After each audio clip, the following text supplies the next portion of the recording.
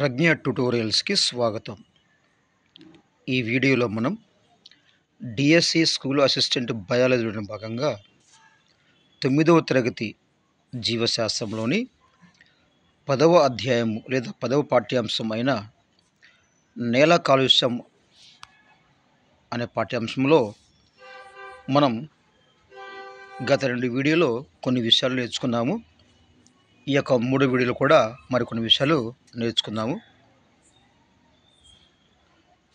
ప్రతిసారి డిఎస్సిలో ఈ యొక్క నేల కాలుష్యం ఈ యొక్క పాఠ్యాంశం నుండి బిడ్లు రావడం అయితే జరుగుతుంది. మన జరిగినటువంటి 2024 కూడా ఈ యొక్క పాఠ్యాంశం నుండి 2-3 బిట్స్ అయితే రావడం జరిగింది కనుక ఈ యొక్క వీడియో చూస్తున్న ప్రతి ఒక్కరు కూడా చివరి వరకు చూసే ప్రయత్నం చేయండి. ఈ యొక్క వీడియోను మీ యొక్క మిత్రులను తప్పకుండా షేర్ చేయండి. నేల కాలుష్యం అనేటువంటి ఈ పాఠ్యాంశంలో మనం గత 2 వీడియోలో నేల అంటే ఏమిటి, అదేవిధంగా నేల ఏ విధంగా ఏర్పడుతుంది, నేల యొక్క ధర్మాలైనటువంటి భౌతిక ధర్మాలు, అదేవిధంగా రసాయనిక ధర్మాలు, జీవ సంబంధ ధర్మాలు అనే విషయాలు, నేల సారవంతత అనేటువంటి ఈ యొక్క విషయాలు మనం ఈ యొక్క కొన్ని వీడియోలో నేర్చుకున్నాం. వీటితో పాటుగా నేల యొక్క కాలుష్యం గురించి, అదేవిధంగా నేలను కలుషితం చేసేటువంటి కొన్ని రకాల కాలుష్య కారకాల గురించి, అదేవిధంగా నేలలో కలిసిపోయేటువంటి కొన్ని రకాల పదార్థాల గురించి, అదేవిధంగా నేలలో కలిసిపోయేటువంటి కొన్ని పదార్థాలు అయినటువంటి చెత్త గురించి మనం వీడియోలో డిస్కస్ చేశాము. అదేవిధంగా నేల యొక్క కాలుష్యంలో మరి ఏ పదార్థాలు ఎంత శాతంలో మరి నేలలో కలిసి నేలను కలుషితం చేస్తాయో అనే విషయం కూడా మనం నేర్చుకోవడం జరిగింది. మరి ఈ యొక్క నేల యొక్క కలుషితం కారణం నేల కాలుష్య కారకాలు, అదేవిధంగా చివరిగా మనం విచక్షణ రహితంగా ఎరువులను ఉపయోగించడం వల్ల నేల ఏ విధంగా కలుషితమవుతుందో మనం నేర్చుకొని అంతవరకు మనం వీడియోను క్లోజ్ చేసామండి.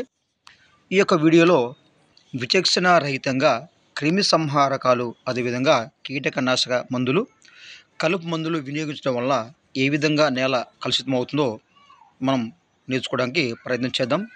వీడియో చూసిన ప్రతి ఒక్కరు కూడా ఈ వీడియో మొత్తం జాగ్రత్తగా చూడండి. అప్పుడు మీకు ఈ విషయము మీకు క్లియర్గా అర్థమవుద్ది. మధ్యలో మీరు స్కిప్ చేయొద్దు. సరే, ఆలస్యం చేయకుండా ఈ యొక్క పాఠ్యాంశంలోకి వెళ్దాం.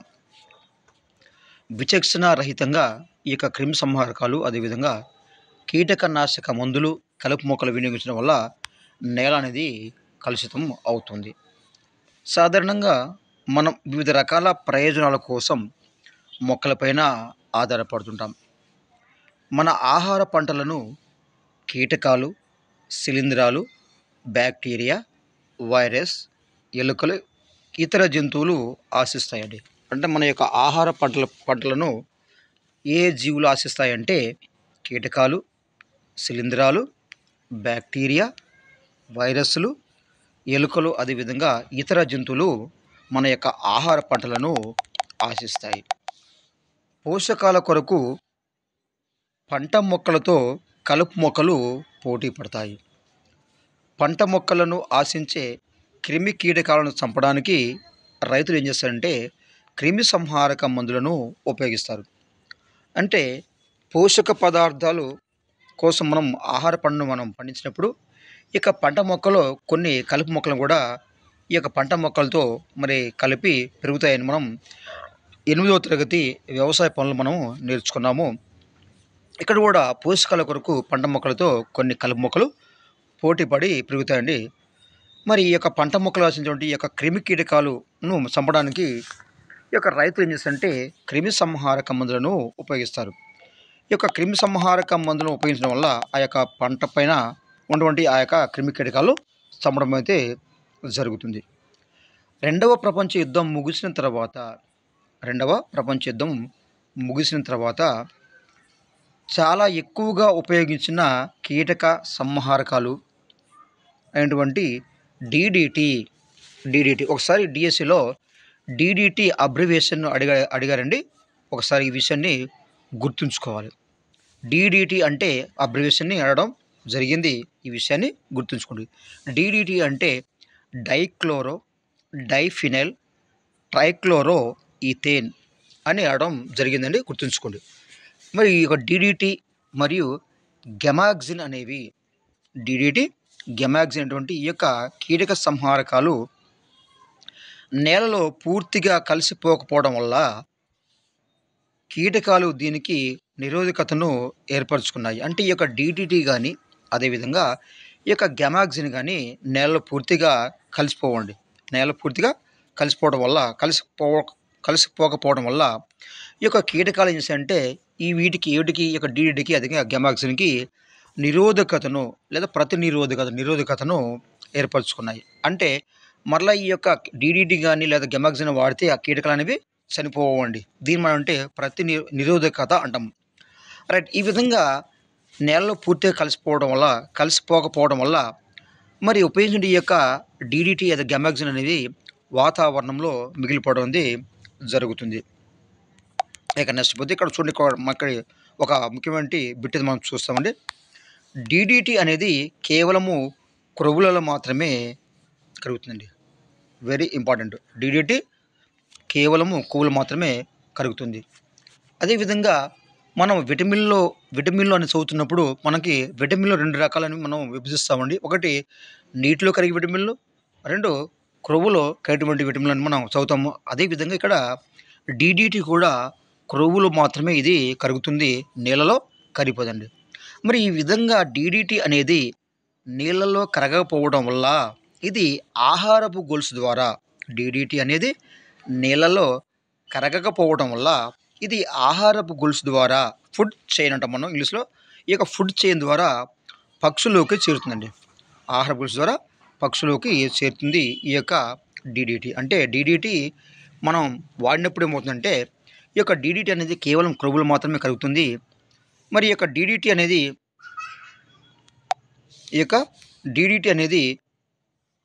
మరి నీళ్ళలో కరగకపోవడం వల్ల ఏమవుతుంది సార్ అంటే ఇది ఆహారపు గొలుసు ద్వారా పక్షుల్లోకి చేరుతుంది. మరి ఏమవుతుంది సార్ పక్షుల్లోకి చేరంటే ఎప్పుడైతే ఈ యొక్క ఆహారపు గొలుసు ద్వారా ఈ యొక్క డీడీటీ అనేది పక్షులకు చేరుతుందో వాటిలో కాల్షియం జీవక్రియలకు ఆటంకం కలిగిస్తుంది. ఎప్పుడైతే ఈ యొక్క ఆహారపు గొలుసు ద్వారా ఈ యొక్క డీడీటీ అనేది ఇక పక్షులకు చేరుతుందో మరి పక్షుల్లో కొన్ని రకాల జీవక్రియలు జరుగుతాయండి. మరి జీవక్రియలు అంటే ఏంటి మనకు తెలుసు. శ్వాసక్రియ, రవాణా, ప్రత్యుత్పత్తి, విసర్జన అనేటువంటి మనం జీవక్రియలు అంటాము. ఈ యొక్క జీవక్రియలు అనేవి జీవించడానికి ఉపయోగపడతాయి. రైట్. ఎప్పుడైతే ఈ యొక్క పక్షుల్లోకి ఈ యొక్క కాల్షియం అనేది చేరుతుందో ఈ యొక్క పక్షులలో జీవక్రియకు ఈ యొక్క కాల్షియం అనేది ఆటంకం కలిగిస్తుంది. అందువల్ల ఏమవుతుందంటే పక్షులు గుడ్లలోని పెంకు అనేది పలుచబడి పగిలిపోతున్నాయి. పక్షులు గుడ్లు పెడతాయండి, ఆ గుడ్ల పైన పెంకు ఉంటుంది. మరి పెంకు అనేది దేని చేత నిర్మితం ఉంటుంది అంటే calcium carbonate. Very important. Calcium carbonate అంటే పక్షి యొక్క గుడ్డు పైన తెల్లగా ఉంటుంటే ఆ పెంకు వంటి నిర్మాణము దేని చేత నిర్మించబడుతుంది సార్ అంటే కాల్షియం కార్బోనేట్. ఎప్పుడైతే ఈ యొక్క పక్షుల్లోకి ఈ యొక్క కాల్షియం చేరుతుందో ఈ యొక్క డీడీటీ చేరుతుందో కాల్షియం ఈ యొక్క జీవక్రియలకు ఆటంకం కలిగి మరి ఈ యొక్క గుడ్లో ఉన్నటువంటి ఈ యొక్క పెంకు అనేది పలుచబడి ఈ గుడ్లు అనేవి పగిలిపోతున్నాయి. మరి ఈ విధంగా గుడ్లు అనేవి పగిలిపోవడం వల్ల మరి పక్షులు ఎందుకు గుడ్లు పెడతాయి అంటే మనం తినడం కోసం కాదండి. ఈ పక్షులు తమ జీవిని లేదా తన సంతతిని అభివృద్ధి చేసుకుంటూ అవి గుడ్లు పెడతాయి. మరి ఈ యొక్క గుడ్లు పెట్టినప్పుడు ఎప్పుడైతే గుడ్లు పెంకు అనేది పలసబడి పగిలిపోతున్నాయో ఈ యొక్క గుడ్లు అనేవి ప్రత్యుత్పత్తికి లేదా తర్వాత తరాన్ని ఉత్పత్తి చేయడానికి ఈ యొక్క గుడ్ల యొక్క సంఖ్య తగ్గడం వల్ల ఏమవుతుందంటే కొన్ని రకాల పక్షులు ఉన్నటువంటి బ్రౌన్ పెలికాన్ ఏంటి సార్ బ్రౌన్ పెలికాన్, అదేవిధంగా ఓస్ ప్రెస్ అనే పక్షి, అదేవిధంగా డేగా మరియు గద్దలు అనేవి అంతరించిపోతున్నాయి. ఎందుకు అంతరించిపోతున్నాయి సార్ అంటే ఈ యొక్క ఆహారపు గొలుసు ద్వారా అంటే డీడీటీ నీళ్ళలో కరగకపోవడం వల్ల ఈ యొక్క డీడీటీ అనేది ఆహారపు గొలుసు ద్వారా పక్షులకు చేరడం వల్ల మరి వాటిలో కాల్షియం జీవక్రియకు ఆటంకం కావడం వల్ల ఈ యొక్క పక్షులు బిడ్డంటే ఆ గుడ్లు అనేవి పలచబడి పగిలిపోవడం వల్ల ఏమవుతుందంటే వాటి యొక్క సంతతి అనేది తగ్గుతుంది. ఏ జీవులు సార్ అంటే బ్రౌన్ పెలికాన్, అదేవిధంగా ఓస్ప్రెస్, డేగ మరియు గద్దలనేవి అంతరించి పోతున్నాయి. కారణం ఏంటంటే వాటి యొక్క గుడ్లు అనేవి పగిలిపోవడము అంటే గుడ్లను పలచబడి పగిలిపోతున్నాయి కాబట్టి వాటి యొక్క సంతతి అనేది తగ్గిపోతున్నాయి. చాలా దేశాలలో, చాలా పాశ్చాత్య దేశాల్లో డీడీటీ నిషేధించబడినది. అందువల్ల ఇలాంటి ఆహార గొలుసులో ఇలాంటి ఆటంకం కలుగుతుంది కాబట్టి చాలా పాశ్చాత్య దేశాల్లో ఈ యొక్క డీడీటీని మరి నిషేధించడం అనేది జరిగిందండి. మరి బాధాకరమైన విషయం ఏమిటంటే అమెరికా లాంటి దేశాలు డీడీటీని ఉత్పత్తి చేసి దానివల్ల కలిగే నష్టాలను పట్టించుకోకుండా ఎవరికైతే దాని అవసరం ఉందో ఆ దేశాలకు అనుమతి చేస్తున్నారు. ఇంకా ఒక బిట్ అండి ఇక్కడ.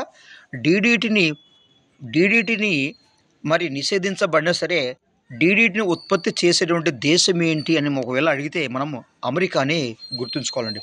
ఈ యొక్క అమెరికా అనేది డీడీటీని మరి ఉత్పత్తి చేసి మరి ఎగుమతి చేస్తున్నాయి. ఇక నెక్స్ట్ పోతే డీడీటీ, అదేవిధంగా బిహెచ్సి అండి. డీడీటీ అదేవిధంగా బిహెచ్సి. బిహెచ్ అంటే బెంజిన్ హెక్సా క్లోరైడ్. ఈ యొక్క డీడీటీ అదేవిధంగా బెంజిన్ హెక్సా క్లోరైడ్ బిహెచ్సి అదేవిధంగా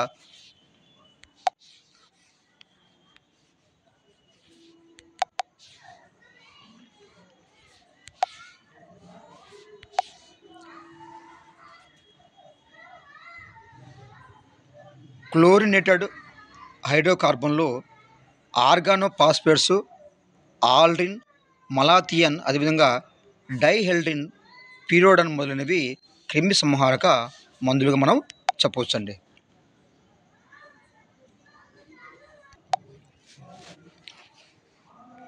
రైట్.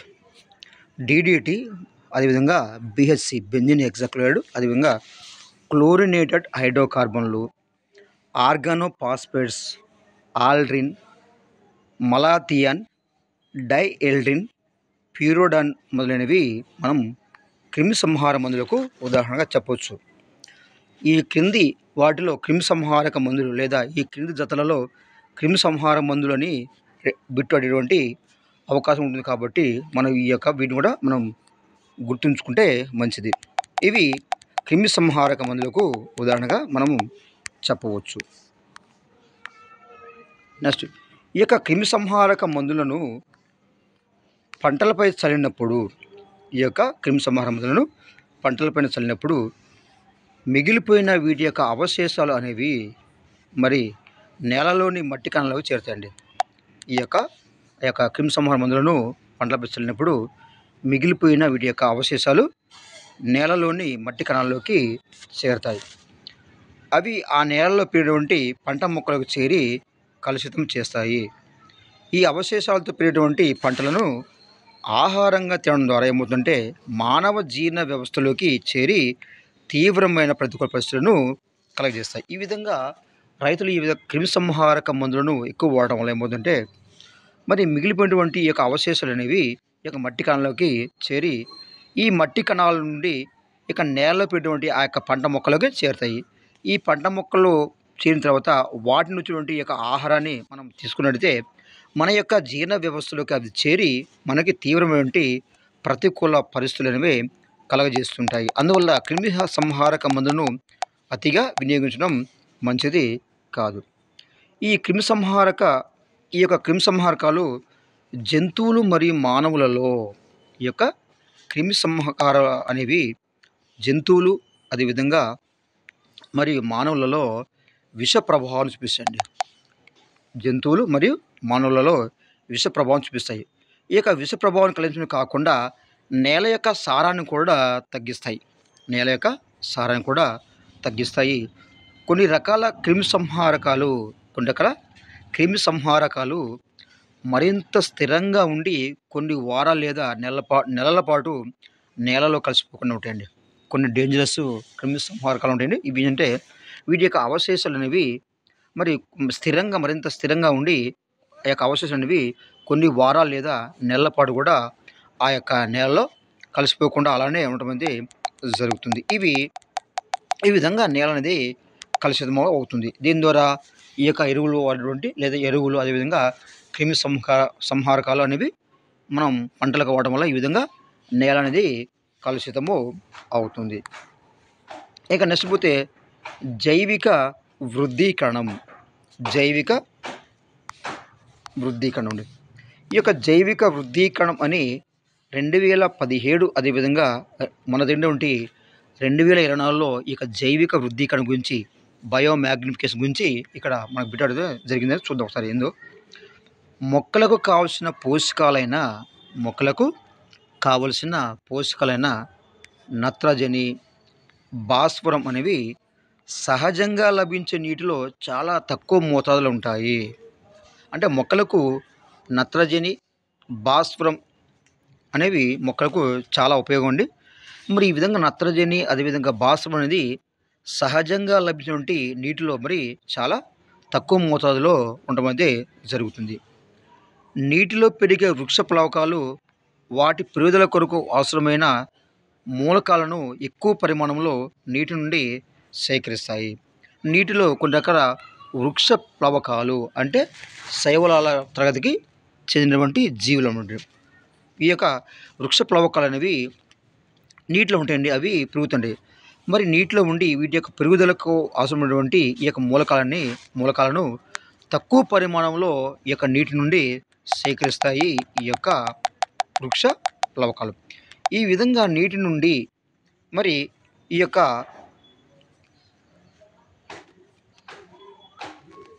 మూలకాలను సేకరించేటప్పుడు ఈ యొక్క నీటిలో పెట్టేటువంటి ఈ యొక్క వృక్ష ప్లవకాలు అనేవి వాటి యొక్క పెరుగుదల కొరకు అవసరమైన మూలకాలను ఎక్కువ పరిమాణంలో నీటి నుండి సేకరిస్తాయి. ఆ విధంగా సేకరించేటప్పుడు అంటే నీటి నుండి ఈ యొక్క మూలకాలను ఈ యొక్క వృక్ష ప్లవకాలు మరి సేకరించేటప్పుడు ఏమవుతుందంటే ఈ యొక్క వృక్ష ప్లవకాలు కరగకుండా మిగిలినటువంటి కీటకనాశకాలలోని రసాయనిక పదార్థాలను కూడా సేకరిస్తాయండి. రసాయనిక పదార్థాలను కూడా సేకరించడం అనేది అది జరుగుతుంది. చూడండి, మొక్కలకు కావాల్సినటువంటి పోషక పదార్థాలైన నత్రజని అదేవిధంగా భాస్వరం అనేది సహజంగా లభించే నీటిలో తక్కువ మొదలు ఉంటాయి. మరి నీటిలో పెట్టినటువంటి ఈ యొక్క వృక్షాలు ఏం చేస్తాయంటే ఆ యొక్క మూలకాలను తక్కువ పరిమాణంలో మరి నీటి నుండి సేకరిస్తాయి. ఈ యొక్క వృక్ష ప్లవకాలు నీటి నుండి ఈ యొక్క మూలకాలను సేకరించినప్పుడు ఈ యొక్క వృక్ష ప్లవకాలు ఏం చేస్తాయంటే నీటిలో కరగకుండా మిగిలిపోయినటువంటి ఈ యొక్క కీటకనాశకాలలోని ఈ యొక్క రసాయనిక పదార్థం అంటే ఆ యొక్క మూలకాలతో పాటు ఈ యొక్క నీటిలో కలిగినటువంటి ఈ యొక్క రసాయనిక పదార్థాలను కూడా ఈ యొక్క ప్లవకాలు అనేవి సేకరించడం అనేది జరుగుతుంది. ఇవి నీటిలో చాలా తక్కువ మోతాదులో ఉంటాయి.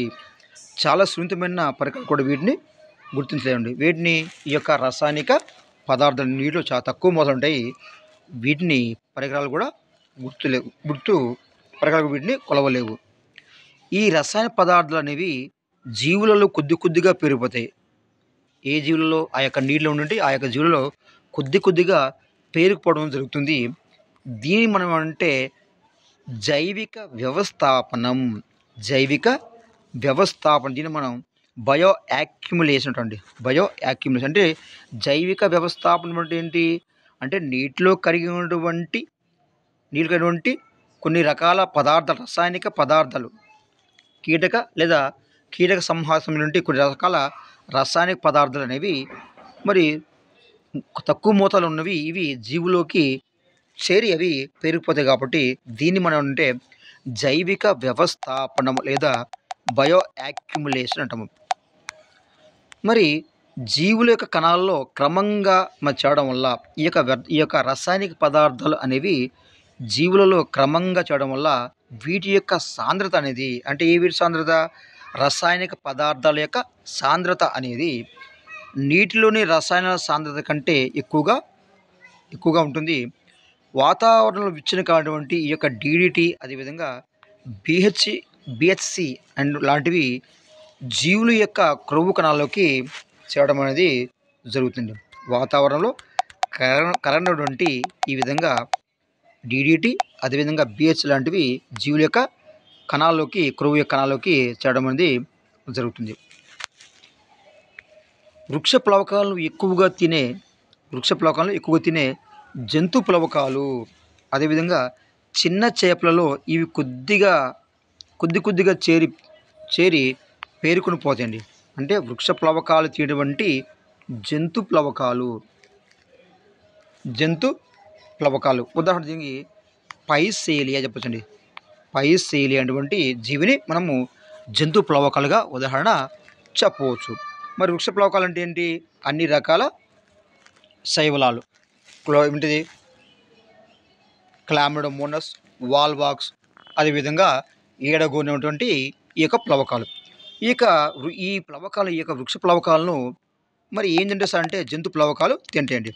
మరి వృక్ష ప్లవకాలను ఎక్కువగా తినేటువంటి ఈ యొక్క జంతు ప్లవకాలు అదేవిధంగా చిన్న చిన్న చేపలలో ఈ యొక్క రసాయన పదార్థాలను కొద్దిగా చేరి పేరుకొని పోతాయి. ఆహార గొలుసులోని ప్రతి దశలోని జీవుల్లో దీని యొక్క సాంద్రత ఈ యొక్క రసాయన పదార్థాల యొక్క సాంద్రత అనేది చేరుతూ ఉంటుంది. ఇలా అపాయకరమైన వెరీ వెరీ ఇంపార్టెంట్. ఈ విధంగా అపాయకరమైన రసాయనిక శకలాలు వెరీ వెరీ ఇంపార్టెంట్. 2 సార్లు అడిగి పెట్టినాం. అపాయకరమైన రసాయనిక శకలాలు ఆహారపు గొలుసు ద్వారా జీవుల్లోకి ప్రవేశించడాన్ని జైవిక వృద్ధీకరణం దీన్ని మనం బయోమాగ్నిఫికేషన్ అంటాం. మొన్న అడిగిన బిట్టు ఇదండి. అర్థమైందా? ఒకసారి గుర్తుంచుకోండి. అపాయకరమైన రసాయనిక శకలాలు ఆహారపు గొలుసు ద్వారా జీవుల్లోకి ప్రవేశించడాన్ని జైవిక వృద్ధీకరణం లేదా బయోమాగ్నిఫికేషన్. ఈ బిట్ని 2 సార్లు అడిగాడు. ఒకసారి ఈ బిట్ను చాలా జాగ్రత్తగా గుర్తుంచుకుందాం. నెక్స్ట్ పోతే ఘనరూప వ్యర్థాలను పారడం ద్వారా అంటే ఘనరూపంలో ఉన్నటువంటి వ్యర్థ పదార్థాలను పారివేయడం ద్వారా ఆ పదార్థాలు అనేవి నేలలో కలిసి నేల అనేది కలుషితము అవుతుంది. అది ఎలానో చూద్దాం. చెత్త కుండీలు చెత్తతో నిండి పొర్లిపోవడం, దుర్గంధం వెదజల్లడం లాంటి దృశ్యాలను జనావాసాలు ఎక్కువగా ఉన్న పట్టణాల్లో కనిపించే సాధారణ దృశ్యాలండి. ముక్కు మూసుకొని దాని వైపు చూడకుండా త్వరగా మనం దాన్ని ఈ యొక్క చెత్త కుండీలు అదేవిధంగా చెత్తతో నిండి పొర్లిపోవడం, దుర్గంధం వెదజల్లడం అనేది ఎక్కువ జనాభా ఎక్కడ ఉంటుందో జనావాసాలు ఎక్కడ ఉంటుందో లేదా పట్టణాల్లో ఈ యొక్క పరిస్థితిని మనము చూస్తూ ఉండడం అనేది జరుగుతుంది. మానవ జాతి ఆరంభం నుండే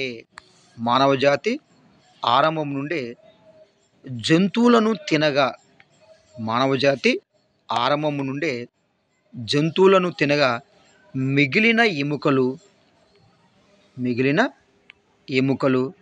అంటే ఘన పదార్థాలు కూడా నేలలో కలవడం వల్ల నేల కాలుష్యం అవుతుంది. ఏ విధంగా నేల కాలుష్యం అవుతుందో మనం ఇక్కడ చూద్దామండి. మానవ జాతి ఆరంభం నుండే జంతువులను తినగా మిగిలిన ఎముకలు వ్యర్థాలు బండ్ల తయారీకి చెట్లు నాటడం వల్ల వచ్చే వ్యర్థాలు ఉత్పత్తి అయ్యేవి. నాగరికత పెరిగే కొద్దీ వ్యర్థాల ఉత్పత్తిలో కూడా సంక్లిష్టత పెరిగిందండి. 19వ శతాబ్దం చివరి వరకు పారిశ్రామిక విప్లవం ఫలితంగా ప్రపంచంలో వినియోగదారులు పెరిగాయి. దీనివల్ల గాలి అనేది కాలుష్యానికి గురైంది. అంటే ఎప్పుడైతే మరి నాగరికత పెరుగుతున్న కొద్దీ ప్రజల యొక్క అవసరాలు పెరుగుతాయి. అవసరపడడం వల్ల అన్నిటిని మనం ఉపయోగించుకోవాల్సింది. ఆ ఉపయోగించడం మిగిలినవి అవి వ్యర్థంగా పడడం వల్ల ఇక్కడ కాలుష్యం అనేది ఎక్కువగా జరుగుతుంది. మరి 19వ శతాబ్దం చివరి వరకు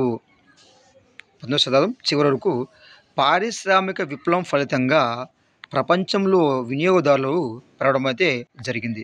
దీనివల్ల గాలి విపరీతంగా కాలుష్యానికి గురైంది. దీంతో పాటు తరతరాలుగా విచ్ఛిన్నం కాకుండా నేలలో ఉన్న తరతరాలుగా విచ్ఛిన్నం కాకుండా నేలలో ఉన్న వ్యర్థ పదార్థాలు వల్ల నేల విపరీతంగా కలుషితమైందండి.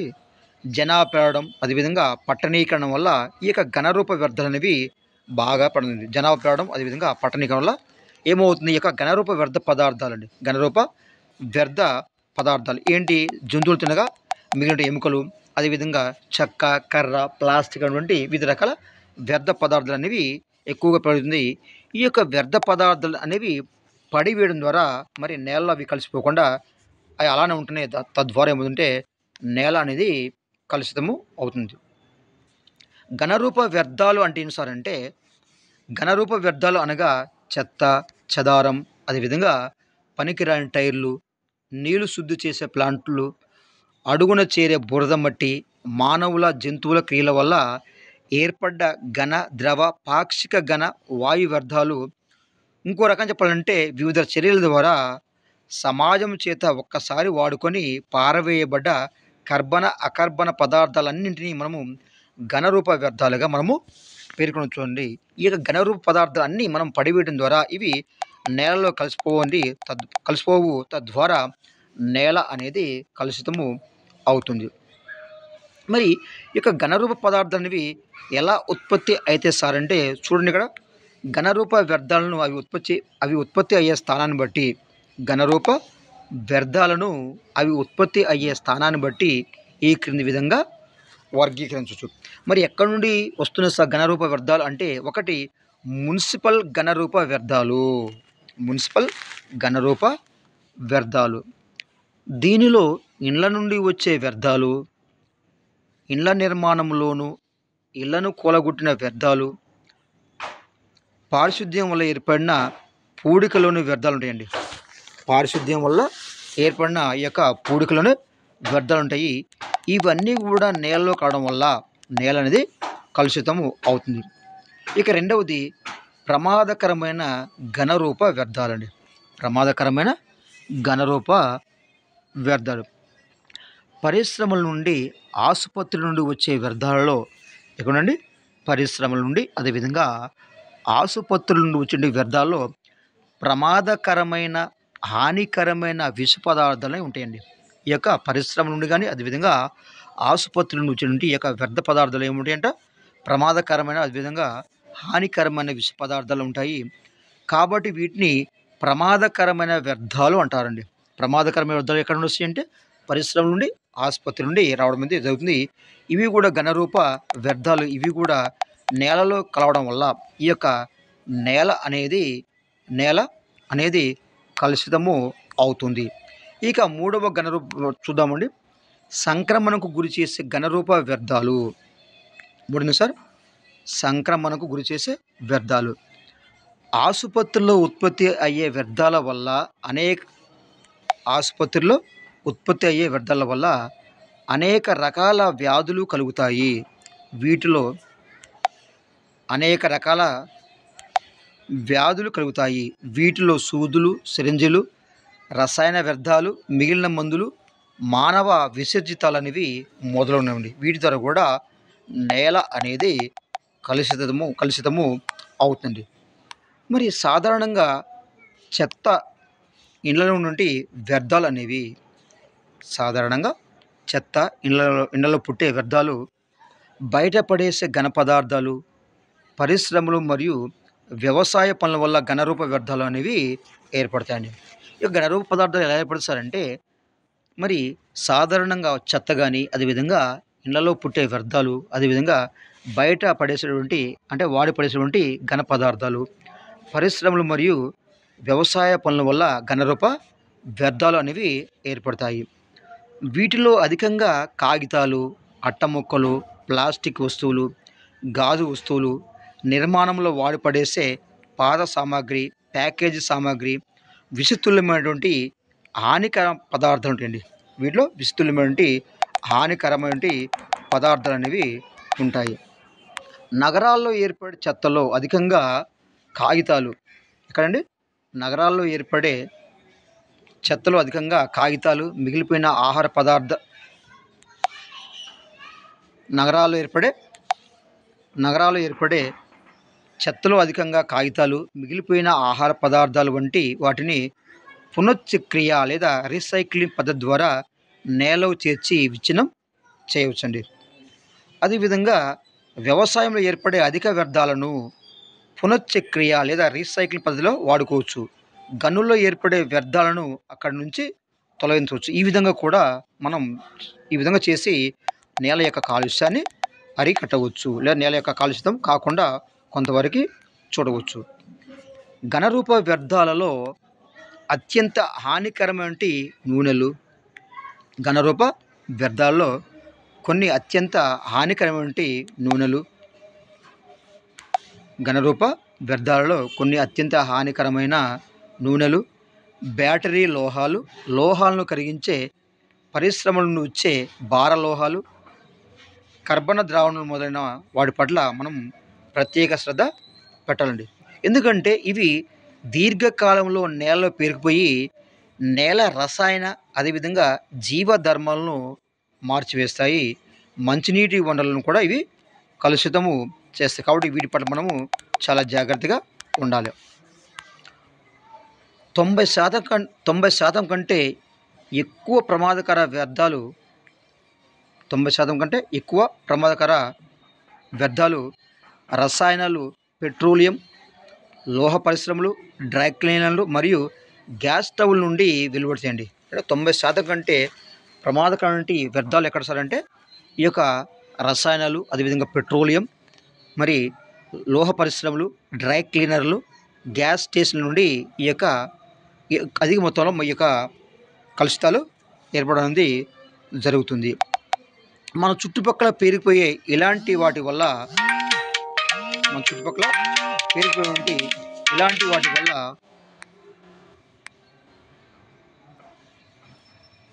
పుట్టే పిల్లలు మన చుట్టుపక్కల పేరుకుని పోయే ఇలాంటి వాటి వల్ల ఇలాంటి కాలుష్యాల వల్ల ఏమవుతుందంటే పుట్టే పిల్లలు సాధారణ రీతిలో పుట్టుకతో ఉన్న లోపాలను కలిగి ఉంటారండి. ఎందుకు దీనికి కారణము కాలుష్యం. క్యాన్సరు, శ్వాస సంబంధ, నాడి మరియు కిడ్నీ సంబంధ వ్యాధులకు గురి అవుతున్నాయి ఈ విధంగా కలుషితము కావడం వల్లండి. కాబట్టి మనం పరిసరాలను కలుషితం కాకుండా చూసుకునే బాధ్యత మనకు కూడా ఉంటుంది. ఇక నెక్స్ట్ సార్ వన నిర్మూలన.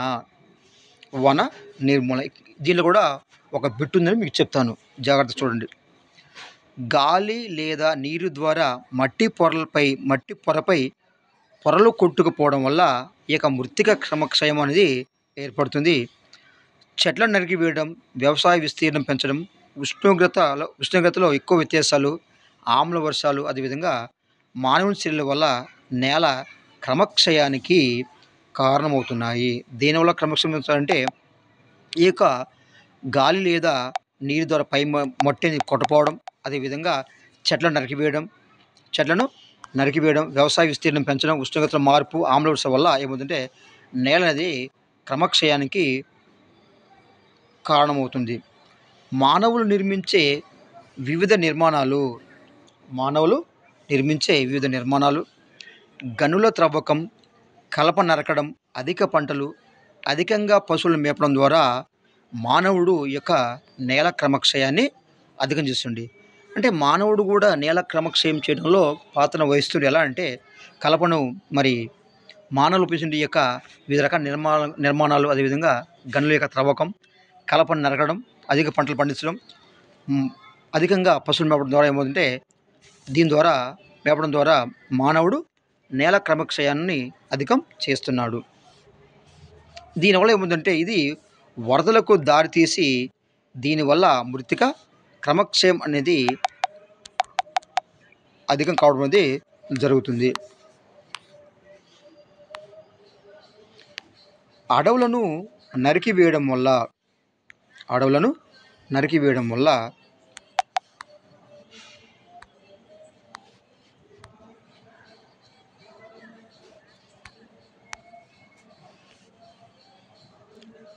నరికివేయడం వల్ల ఆహారపు గొలుసులోని జీవులు నశించడం వల్ల మిగతా జీవుల మనుగడకు ప్రమాదం ఏర్పడుతుంది. గత కొన్ని సంవత్సరాలుగా గడ్డి మైదానాలు అనేవి ఈ యొక్క ఎడారులుగా మారిపోతున్నాయి. కారణం ఏంటంటే ఈ యొక్క అడవులను నరికివేయడమే. వన నిర్మూలన వలన ప్రపంచంలోని చాలా వృక్ష అదేవిధంగా జంతుజాలాలు అనేవి అధికంగా ఉండే ప్రాంతాలకు క్రమంగా నశించిపోతాయండి. అంటే ఎప్పుడైతే ఈ యొక్క అడవులు వన నిర్మూలన అనేది స్టార్ట్ అయిందో, మరి ఈ యొక్క అడవులో ఉన్నటువంటి వృక్ష అదేవిధంగా జంతుజాలాలు అనేవి మరి క్రమంగా నశించిపోవడం అనేది జరుగుతున్నది. కార్బన్ డైఆక్సైడ్ సింక్స్గా పిలువబడే అటవీ భూములు అంతరించిపోతున్నాయండి. కార్బన్ డైఆక్సైడ్ సింక్స్గా లేదా పిలువబడే యొక్క అటవీ భూములు అంటే కార్బన్ డైఆక్సైడ్ను నిరోధిస్తుందండి. అంటే అడవులు ఎక్కువ ఉండడం వల్ల కార్బన్ డైఆక్సైడ్ తక్కువ ఉంటుంది. దాంతో ఏమవుతుందంటే ఈ యొక్క అడవి భూములు అనేవి అంతరించిపోవడం అనేది జరుగుతుంది. ఇవి అడవుల యొక్క నిర్మూలనలో ఇది ఒక విషయం మనం చెప్పవచ్చండి.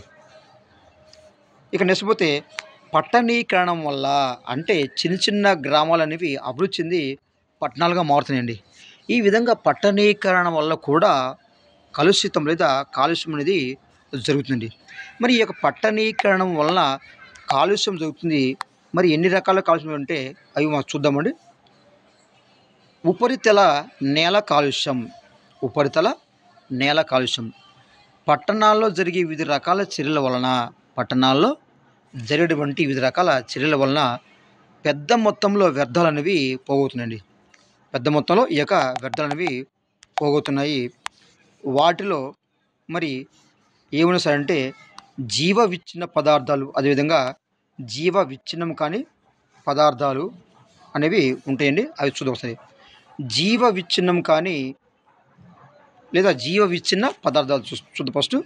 జీవ విచ్ఛిన్న పదార్థాలు కూరగాయలు, జంతు వ్యర్థాలు, కాగితాలు, కర్ర ముక్కలు, మృత కళేబరాలు, చెట్ల కొమ్మలు, ఆకులు, గుడ్డ ముక్కలు, ఊడ్చే చెత్త మరి వీటిని మనము జీవ విచ్ఛిన్న పదార్థాలు అంటే ఈ సూక్ష్మ జీవుల వలన ఇవి విచ్ఛిన్నం అయి నేలలో కలుస్తాయి కాబట్టి ఈ పదార్థాలు మనం అంటే జీవ విచ్ఛిన్న పదార్థాలు అంటాం. రెండవది జీవ విచ్ఛిన్నం కాని అంటే సూక్ష్మ జీవుల వల్ల పదార్థాలు విచ్ఛిన్నం కావండి. వాటి మనం అంటే జీవ విచ్ఛిన్నం కాని పదార్థాలు అంటాము. ఉదాహరణ అంటే ప్లాస్టిక్ సంచులు, సీసాలు, ప్లాస్టిక్ వ్యర్థాలు, గాజు సీసాలు, గాజు ముక్కలు, రాళ్ళు, సిమెంట్ ముక్కలు మొదలైనవండి. అంటే ఇవి నేలలో కలిసి జీవులు వీటిని విచ్ఛిన్నం చేయలేవు కాబట్టి వీటిని మనం జీవ విచ్ఛిన్నం కాని వ్యర్థాలు లేదా జీవ విచ్ఛిన్నం కాని పదార్థాలు అని మనం చెప్పవచ్చండి. ఒక అంచనా ప్రకారము మన దేశంలో ఇంపార్టెంట్ బిట్టండి. ఒక అంచనా ప్రకారం మన దేశంలో ప్రతిరోజు పట్టణాల్లో సుమారుగా 50,000 నుండి 80,000 మెట్రిక్ టన్నుల ఘనరూప వ్యర్థాలు అనేవి ఏర్పడుతున్నాయండి.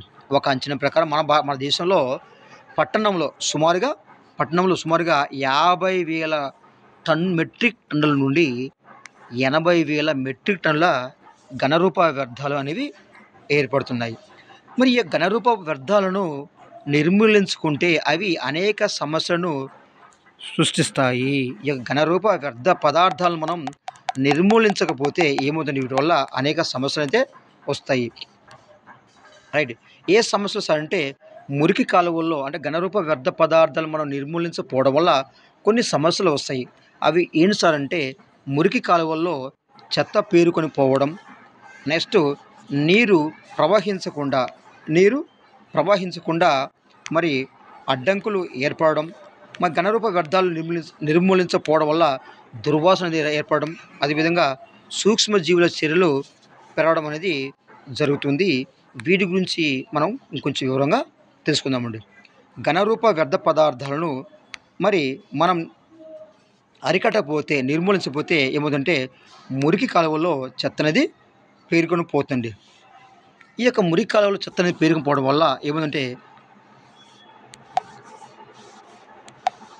దీనివల్ల అనేక మురుగునీటి వ్యవస్థ లేదా డ్రైనేజ్ సమస్యలు, డ్రైనేజీలు పగిలిపోవడం, అదేవిధంగా లీక్ అవడం లాంటి మురుగునీటి సమస్యలు అనేవి ఏర్పడతాయి. దీనివల్ల ఏమంటే అనేక ఆరోగ్య సమస్యలు అనేవి తలెత్తాయండి. దీనివల్ల అనేక ఆరోగ్య సమస్యలు మరి తలెత్తే కారణం ఏంటంటే ఘనరూప వ్యర్థాలను తొలగించకపోవడమే. రైట్. ఈ యొక్క ఘనరూప వ్యర్థాల వల్ల ఇంకేముంది సార్ అంటే నీరు ప్రవహించకుండా అడ్డంకులు ఏర్పడుతుంది. ఘనరూప వ్యర్థాల వల్ల ఏమవుతుందంటే నీరు ప్రవహించకుండా అడ్డంకులు ఏర్పడుతుంది.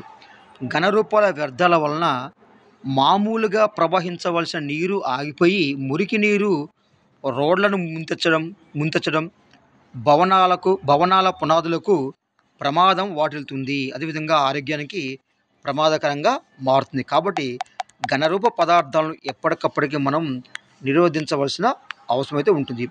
ఈ యొక్క ఘనరూప పదార్థాల వల్ల ఇంకేమవుతుంది సార్ అంటే దుర్వాసన వస్తుందండి. ఒకే ప్రాంతంలో వ్యర్థాలన్నీ పారవేయడం వల్ల ఏమవుతుందంటే దుర్వాసనను మరి వెదజల్లుతాయి ఈ యొక్క ఘనరూప వ్యర్థ పదార్థాల వల్ల. ఇంకా ఏమవుతుంది సార్ అంటే ఈ యొక్క ఘనరూప వ్యర్థ పదార్థాల వల్ల సూక్ష్మజీవుల చర్యలు అనేవి ప్రారంభిస్తుంది. దీనివల్ల సూక్ష్మజీవులు పెరిగి కర్బన వ్యర్థాలు ఎక్కువ మొత్తంలో మరి మీథేన్ వాయువును ఉత్పత్తి చేస్తాయి. చాలా రసాయనాలను నేలను అదేవిధంగా నీటిని కలుషితము చేస్తాయి. కాబట్టి ఘనరూప వ్యర్థాలను ఎప్పటికప్పటికీ మరి నిరోధించడం అనేది మంచిది. ఇక నెక్స్ట్ పోతే ఆసుపత్రి నుండి విడుదలైనటువంటి ఘనరూప వ్యర్థాలండి. ఆసుపత్రి నుండి వచ్చినటువంటి ఘనరూప వ్యర్థాలు ఏంటివి? ప్రమాదకరమైన మందులు, ఇంజెక్షన్ల వల్ల అనేక రకాలైన వ్యాధికారక క్రిములు ప్రబలే అవకాశం ఉంది. కాబట్టి ఇలాంటి ఘనరూప వ్యర్థ పదార్థాలు కూడా తప్పనిసరిగా మనం నిరోధించాలి. ఇది ఈ వీడియో నేర్చుకుంటే ఈ విషయం అండి. నెక్స్ట్ వీడియోలో మనం మిగిలినటువంటి టాపిక్ను నేర్చుకుందాము. చూస్తూనే ఉండండి ప్రజ్ఞ ట్యుటోరియల్స్.